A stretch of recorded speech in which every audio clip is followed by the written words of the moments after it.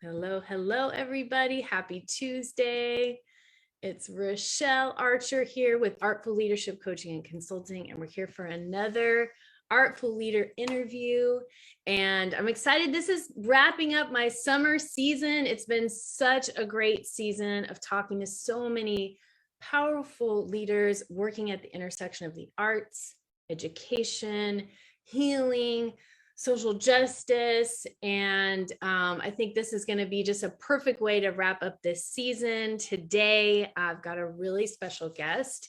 As you all know, my work is really about helping educators and youth development professionals to prioritize your own well-being and the well-being of your team so that you can lead with a full tank and so that you can create a culture of community care, so that your students, your staff, all your community members really work together to create a place where folks can really thrive. And that is one of the reasons why I brought Angela Kariotis here today, because as you can see her nodding, these are things she is also very passionate about.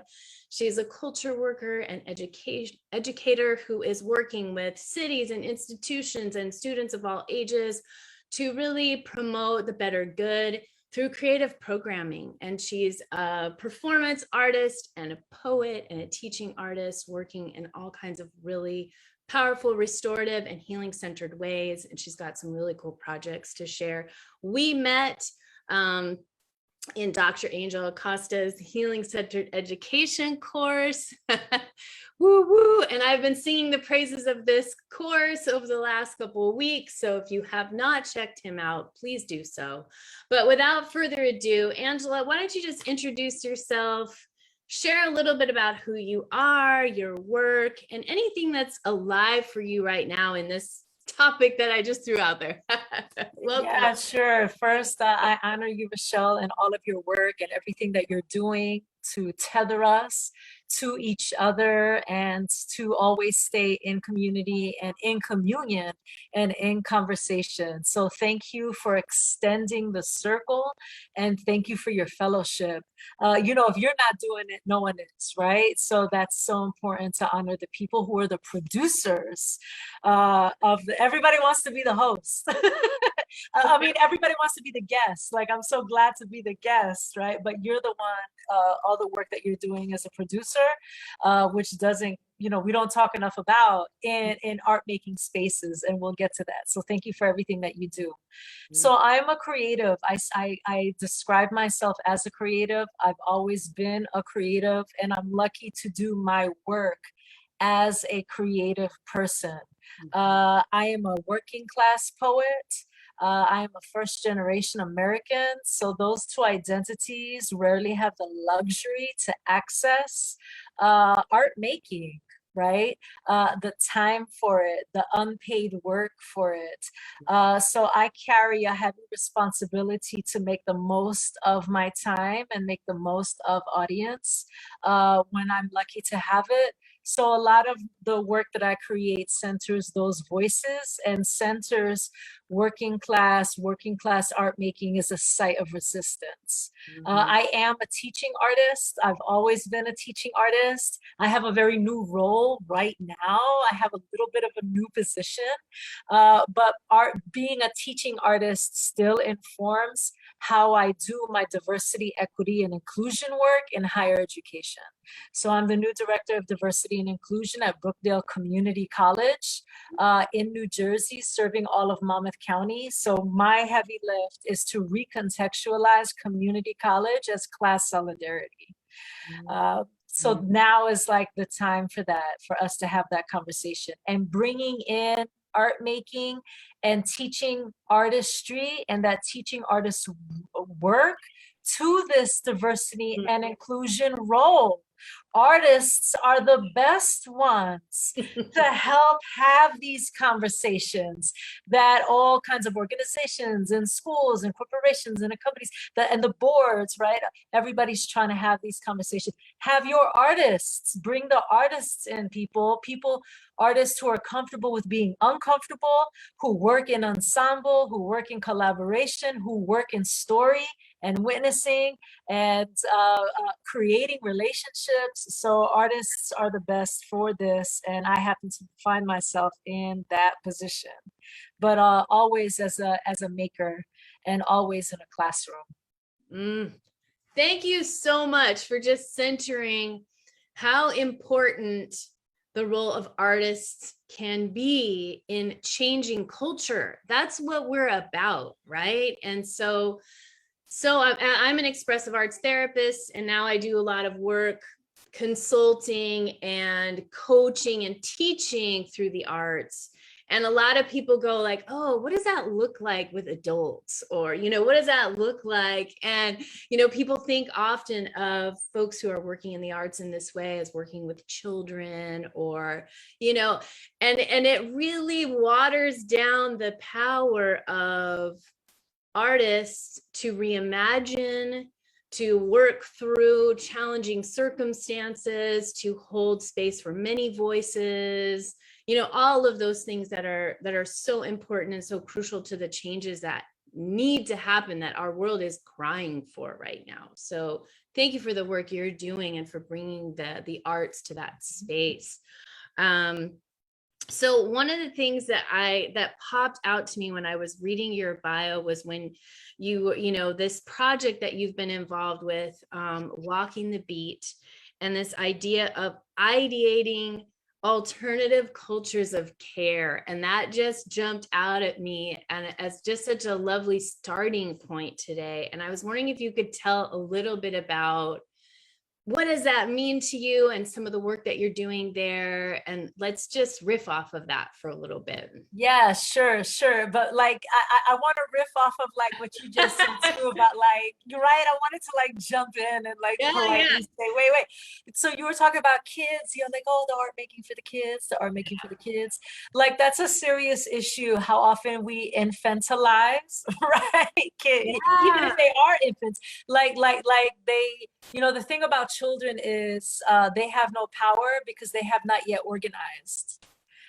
Kids have not yet organized, but everybody wants to work on behalf of kids, and everybody's talking about kids, and this is the legislation for the kids, and we're the keys to the city, to the kids, right? But the thing about kids, I always say kids are people too. And I believe children are people too. And no one, and this ties into Walking the Beat, because the thing is, they didn't ask to be here. Right. So the way that we're creating, or the way that we're forcing space, or the way that we're forcing them to be a child in a certain way and in this space, all of that is our responsibility, right? And the thing about it, there's nothing soft about art making. Oh, it's for kids. It's for, there's nothing light about it. It is not, it could be, and that's beautiful too, but love is extremely militant and powerful. And there is a tremendous amount of power, and it's hard. Yeah. It's difficult. Everybody wants to say it's for the kids, but let me see you get up. You know what I mean? Let me see you talk in front of the people. Let me see you let me see you not be scared to fail. Let me see you make something out of nothing. Right. Let me see your metaphor. Yeah. Let me see you show yourself. I dare you to see someone else and listen each other into the room. So there is a tremendous amount of power there. It's the same thing with social emotional learning. Yeah. Everybody's like social emotional learning for the kids, right? For the kids. But I am a big supporter of social emotional learning for adults. Yep. Absolutely social emotional learning for adults, and social emotional learning for anti-racist pedagogy. Absolutely. For teachers, for the way you go at self-awareness, self-regulation, self-management, relationship skills, those are people things. So it's really interesting because we make the kids do everything that adults are too scared to do.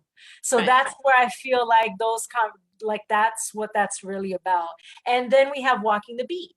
So Walking the Beat is with teens. They're from 14 to about 19.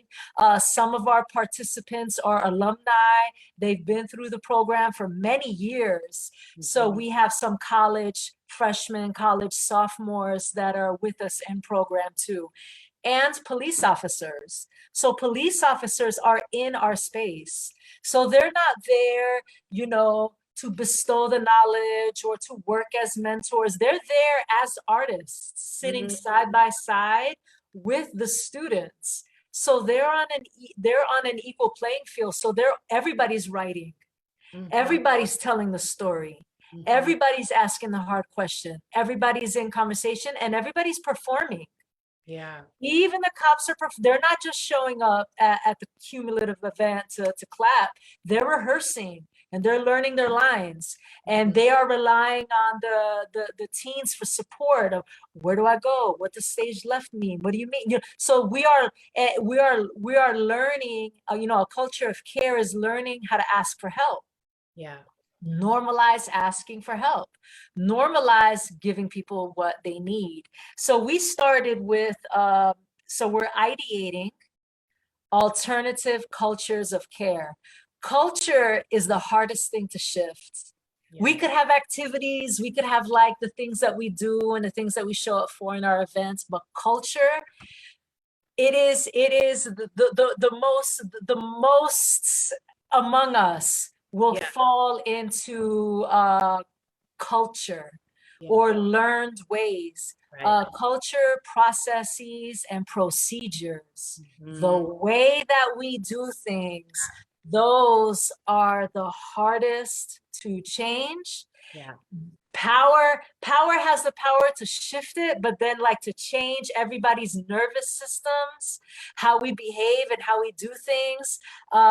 It takes a tremendous amount of time and commitment and consistency. So our essential question for our workshop this season was, how might we, which is a design thinking way to ask an essential question, how might we shift from a carceral state to a culture of care? So a carceral state, like let's just sit with that. How might we shift from a carceral state to a culture of care? And a carceral state, the state that how we function, there is formal incarceration.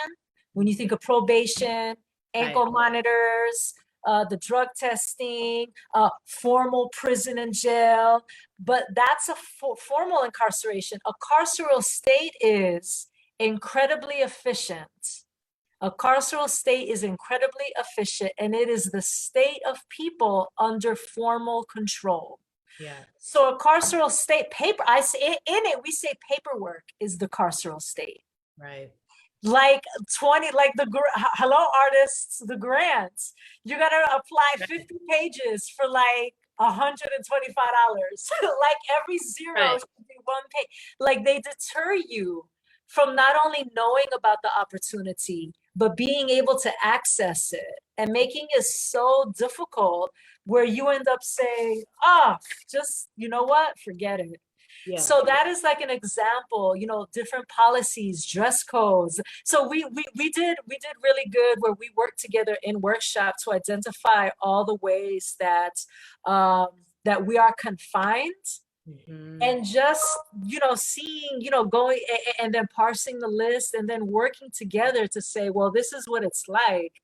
Let's perform and let's practice what the alternative might be like. So we positioned ourselves not only with identifying a very nuanced problem, but then work together to perform and to showcase the alternatives, what that culture of care is like.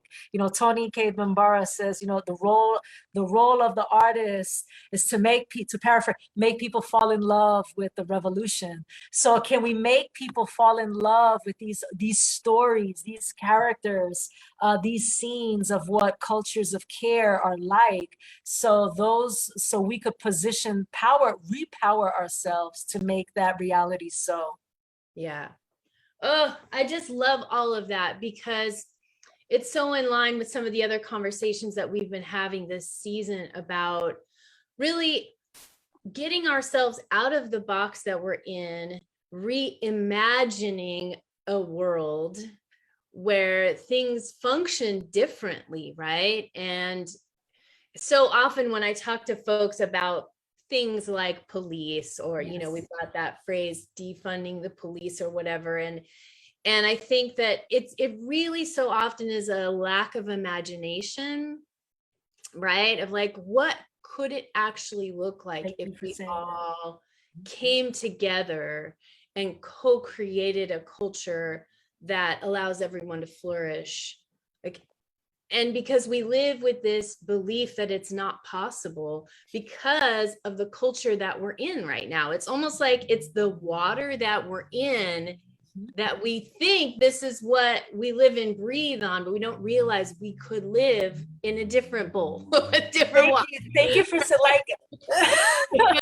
thank you. You know what? Thank you for saying that, because I always say we only have one problem. We have an imagination problem. We can't possibly imagine a world other than the one that we live in. And that is the carceral state. Yeah. Making you believe reality is the only word that should always be in quotation marks.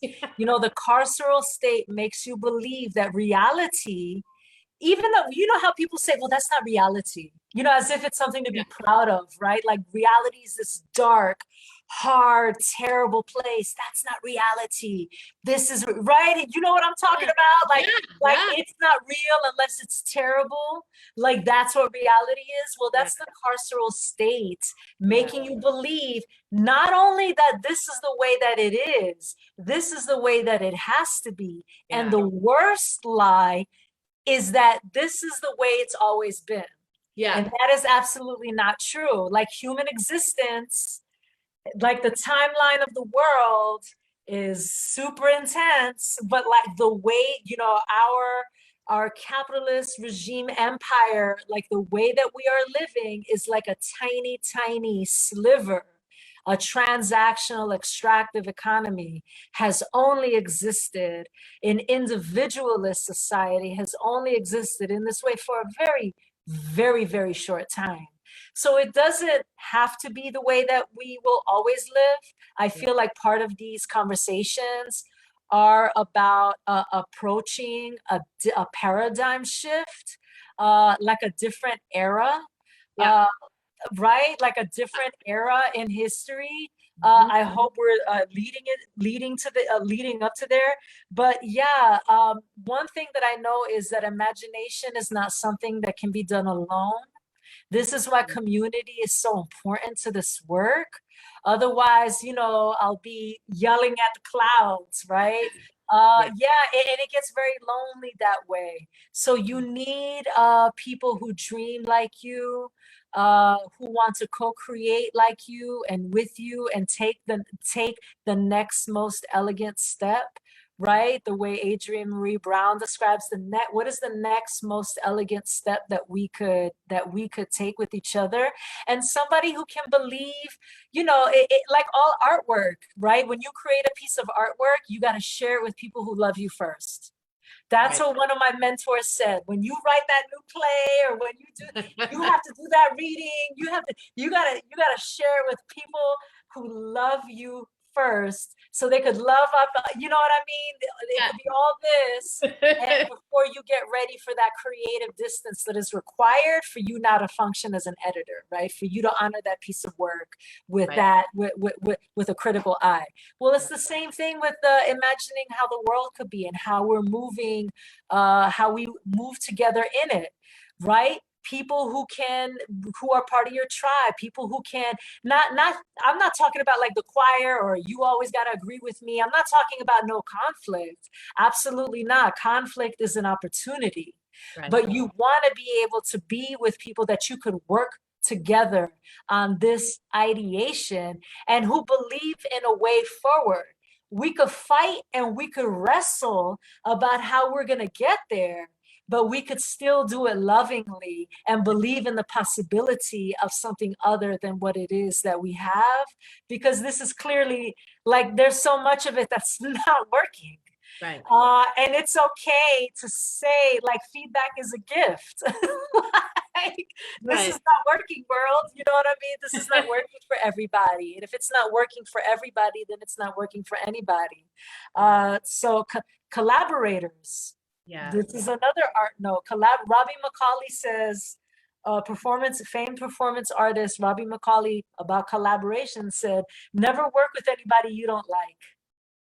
And that sounds so like, what do you mean? What do you mean, Professor Macaulay? What do you mean? And it's like, yeah, like find your people, find the people that you could work with on any given thing, because all artists will know collaboration is key to getting the production up. So find people that you can share your vision with. Yeah. Yeah, it's so important. And that's so much what this empowered educator community has been about, that I've been building here on Facebook for the last year and a half or so, is creating those spaces. And another notion that I think is important to you and is important to me is this idea of fugitive space, right? How important it is to have these spaces where we can get away from the hot mess that's out here, right?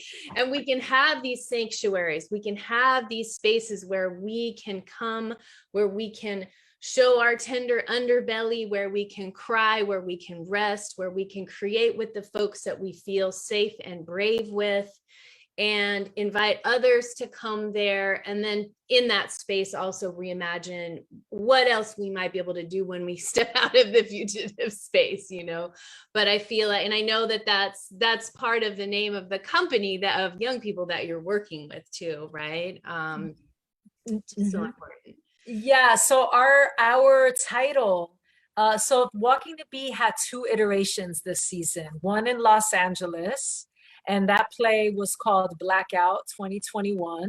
And then in Elizabeth, New Jersey, that just premiered this past weekend. And that the title of that film was The Fugitive Academy. So Walking the Bee, Elizabeth, 2021, The Fugitive Academy. And a lot of it was about the cast teaching the audience what fugitivity is.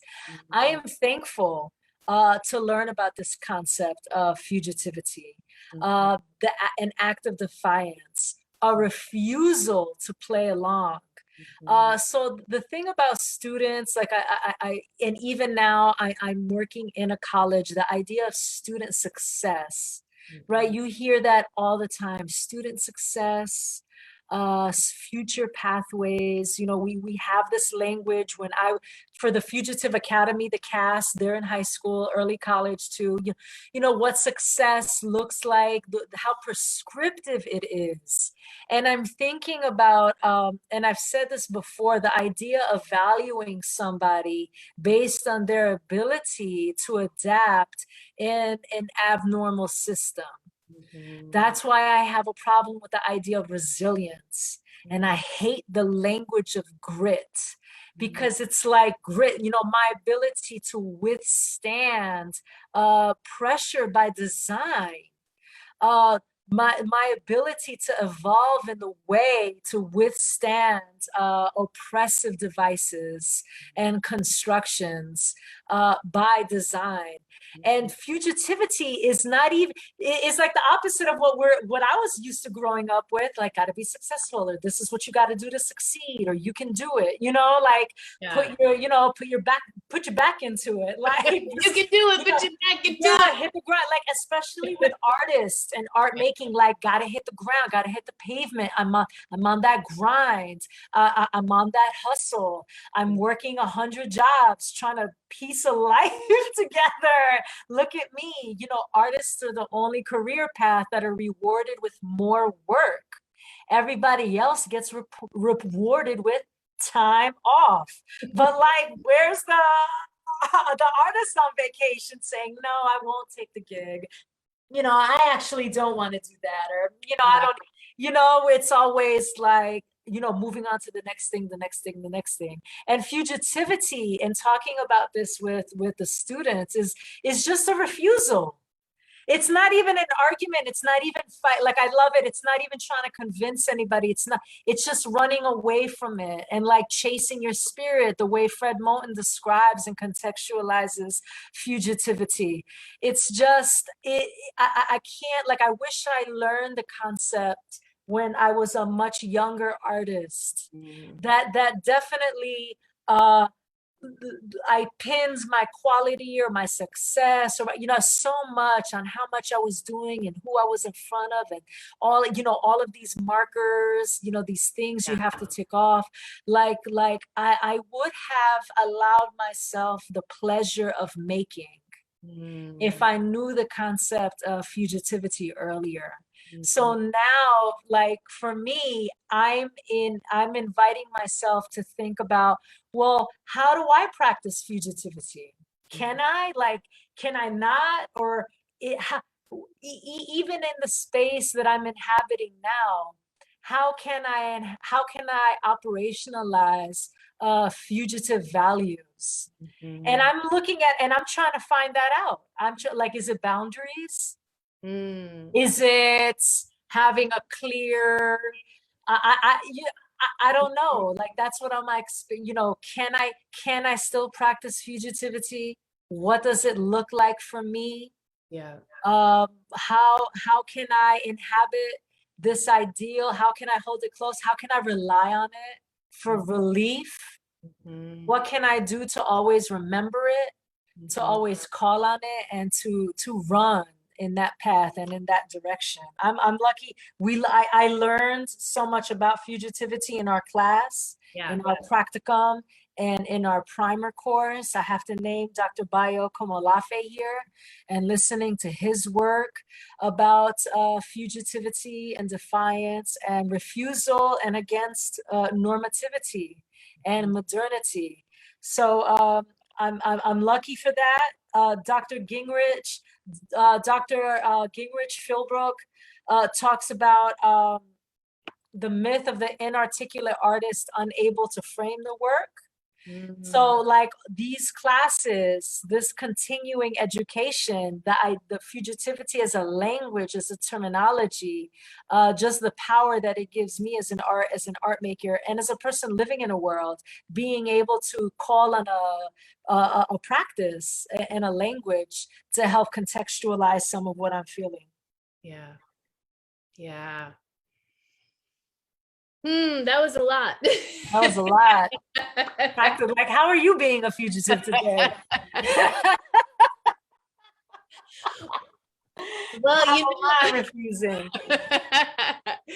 The part of this, me doing this little talk, doing these talks for me has been building my network of fellow fugitives, because I really felt alone in a way. And it has been so powerful to map with other folks and other points around my city, my state, and now the nation, and even internationally, just folks that I can hold on to, like, hey, you're out here with me, and we're all a part of this. And we have sort of that place to come to together, but then together.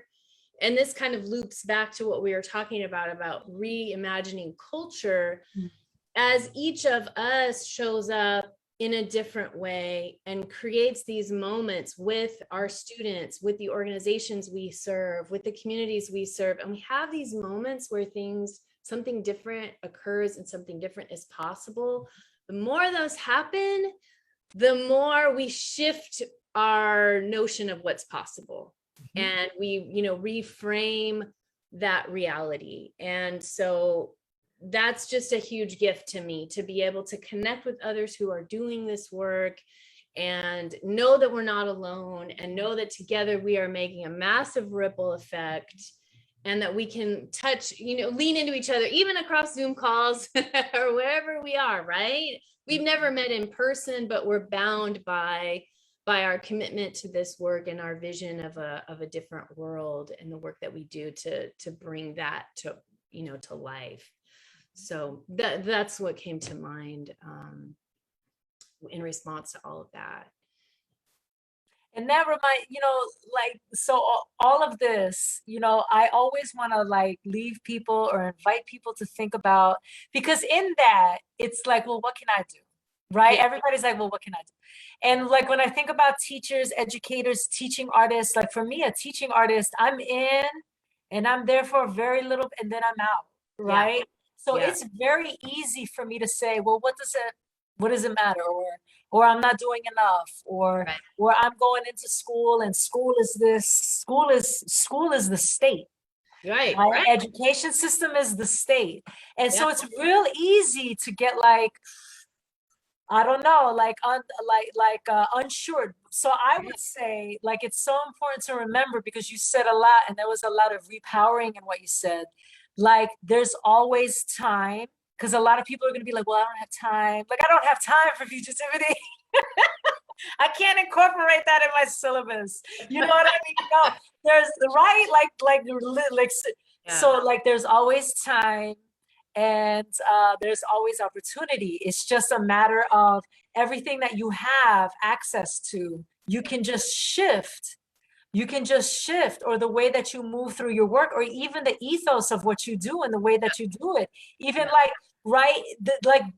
what can you do right now with no more money? You don't need more money for it, and you don't need authority or permission. Yeah. So, because of course, everybody wants to be like, well, if I had more money, or if I had the budget, or if I had permission to do this, or if the director of education knew that I would be an excellent person to run the Department of the United States teaching art in the world for everybody to right? Where is my call? But because they did not call me, then I cannot do a thing. You know what I mean? Right. Right. That's false. That's the carceral state. So what can you do now? No more money. You don't need any more money for it. You don't need any permission, and you don't need any authority.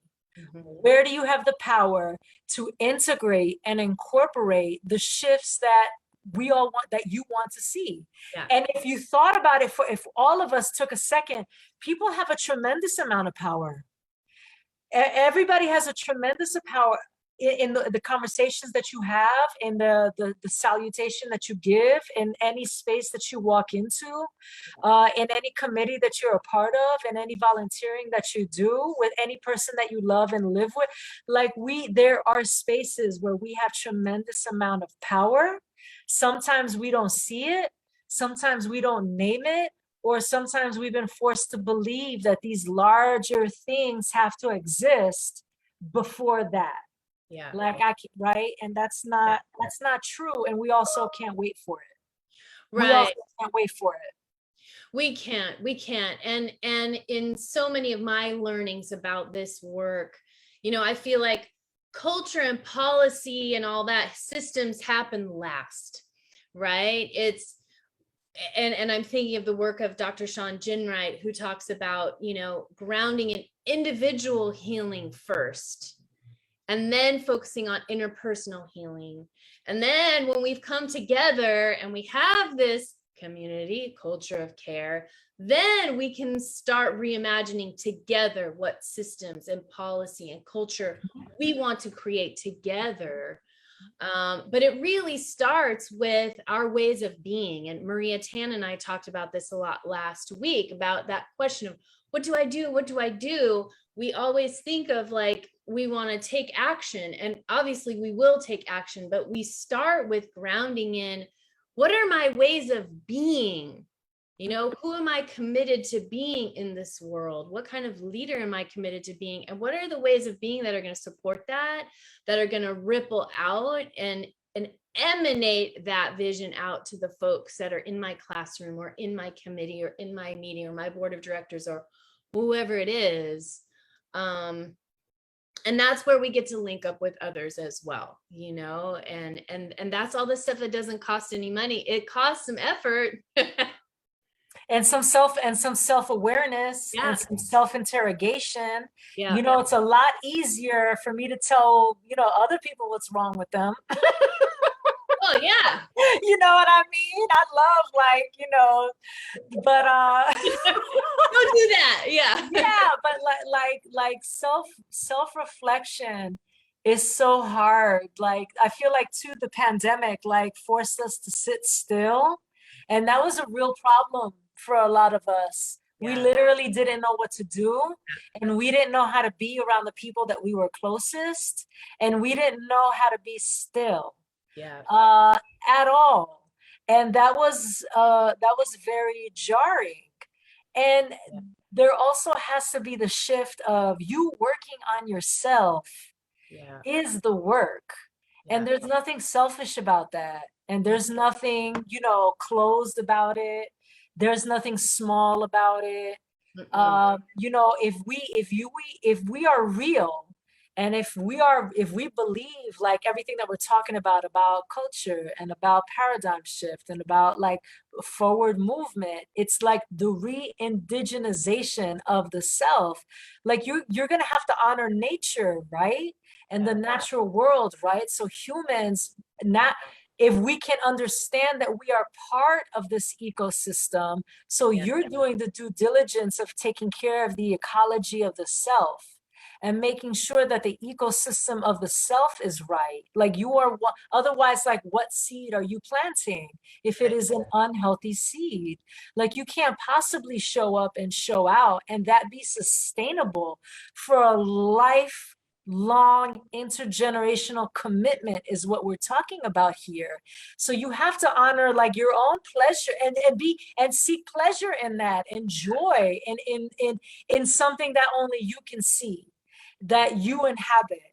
Because ultimately it's not just you. Like, people are always watching you, and people are always listening to you, and there is a modeling in that. And it takes it is, if I believe in forward movement, then I know that there is nothing isolated, right? So you might be alone, but this is not one solitary act. So absolutely, focusing in on the self, but especially as educators and as working with others, we're not used to that. You know, we're not used to that language. You know, those of us who need an audience, right? And like, we believe in our participatory way of being. So that is a shift for us, but one worth taking. Yeah, and I love the way you just described all of that, because the words that came to my mind were, it really is the biggest gift you can give the world, is to take time and get on track yourself. Because then your contribution and all the steps you take, all the relationships you have, all the work you do comes from that place. You'll be so fully present. People will have you. People will enjoy you when they get to you. Yeah. And the way that our nervous systems are designed, folks will feel that, right? We always talk about, as educators, it's not so much about what you do, but how you make people feel, right? And I feel like that's the way it is in all relationships. And when we are aligned with our own purpose and we've managed our own nervous systems, we show up differently, and people feel that, and it ripples out and makes a big difference. And then we can link up with others, and then we can also role model that with young people. And you know, in your bio, it also talks about you using like restorative and healing centered practices with the folks that you're educating or you're working with. And so I was curious, like, what does that look like for you? You know, when if you're doing your own work and then you're showing up with others, shifting the paradigm, what does that look like? Sure. So what does that look like? It looks like, it's me coming in. Whenever I come into a space, I'm always coming in with whatever I'm learning at the moment. So I'm coming in, always decentering myself as an authority, always like curious about the word expertise, but always coming in like whatever. So the Fugitive Academy, like that's it. All right, perfect example. So I'm learning, and I'm on this track, and I'm on this exploration, and I'm bringing what I'm learning into that classroom with those creatives, and I'm facilitating. So I'm not like teaching you the thing that I know. I'm facilitating a conversation that is germinated from this experience that I'm having, or this concept I'm introduced to, or this thing I'm really interested in right now. This thing, this way, like this thing that I'm wrestling with, and I've not perfected it. So healing centered for me is bringing in the imperfection and using that as a prompt for our facilitated conversation, and being able to facilitate a dialogue about it, and introducing them to concepts, not to agree or not to want or not to follow, but to critique and to see and to explore and to find out how so now we're in a circle with each other, and they love being in conversation. So we're talking about it, and then we're in our conversation, allowing for the organic moment to inform, well, what is the thing that we're going to make from it? Like, what are we going to make from this together? And then always healing, always allowing for experimentation, and never fearing failure, but always like allowing students to create work, to describe like the great power that they have in describing their process, but then putting them in a situation where they can teach each other. Like, I believe in peer-to-peer growth, and finding ways where they are invested in each other's forward movement. So how are they taking a leadership role, crafting opportunity and space for them to take a leadership role in bringing each other's work to fruition? So we're developing on small pieces, and then we're coming back to put all of these pieces together. I feel like part of the work that I do, healing-centered engagement, is always bringing possibility into the room, an artifact, the thing to listen to. What can I bring from the field that nobody else is going to give them access to? That might seem small, but fugitive, like how many years would they go without learning the concept of fugitivity? Because we don't know it, or there's no time for it in the curriculum, or how are we going to introduce it, or how am I going to make this transition make sense, right? So always bringing in those artifacts, but then also being really real. Like, we start with grounding. We start with breathing. We have anonymous ways to participate in our time together. We have a way where we are in conversation, or we co-create, where everybody participates, using a different structure. So it's not, okay, raise your hand if there's any ideas. No, absolutely not, because you got to love your introverts. I'm actually an introvert. So you have to so, healing centered is finding ways where everybody lends their voice and everybody contributes. So very specific ways for that engagement, right? And using different like pace is so important to me, like different digital tools for us to have that engagement, and also creating space for our self-reflection, and closing out our time together, and also like inviting others, everybody who's in the circle, like because we're used to each other and we have developed this trust with each other, like allowing them to have their own leadership roles.